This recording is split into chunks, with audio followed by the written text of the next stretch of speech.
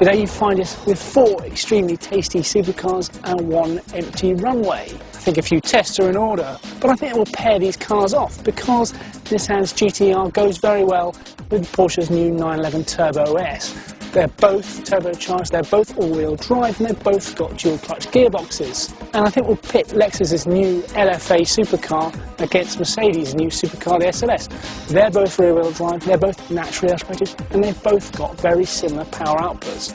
But which is fastest over a standing kilometre? First to line up are the 911 and GT-R, and I'm in the Nissan.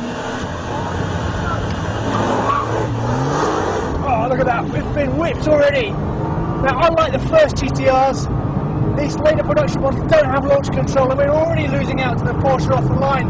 But it's also got more horsepower, it's got 530 brake horsepower, and it's only got 478. Look at that, it is disappearing, and it's still pulling out the lead.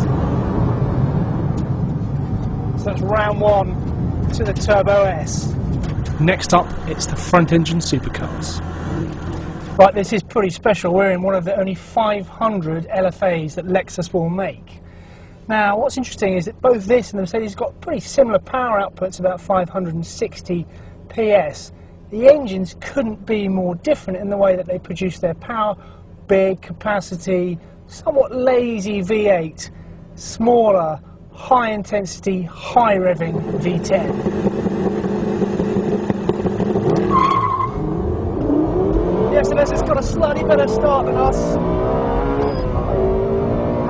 Run into a bit of traction issues. It is a little bit quicker, the SLS.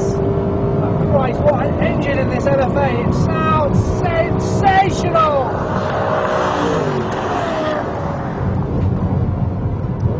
So it's Germany 2, Japan 0, with both the SLS and the Turbo S going through to our final shootout. But we couldn't have the Germans having it all their own way, which is why we've got a bit of homegrown talent to keep them honest, in the shape of this, the Noble M600. Now this should be interesting. Right, so we're in the Noble, and shall we say it's a little bit more primitive than the other two. We've got rear-wheel drive, we've got a conventional manual gearbox, and we've got no launch control.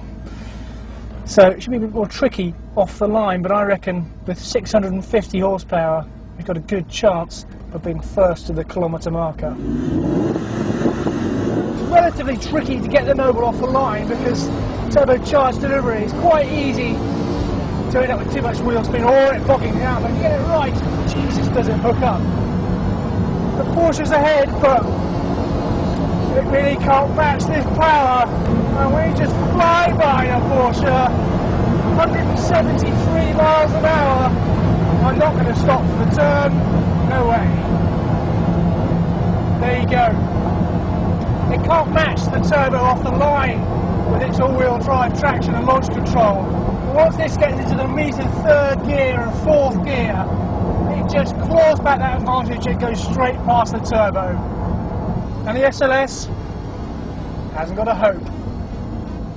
So there we have it. If you want to go really quickly, you can forget your fancy dual clutch gearboxes and all-wheel drive. What you need is power, and lots of it, and preferably teamed with minimal weight. And that's a recipe the Noble M600 does to perfection.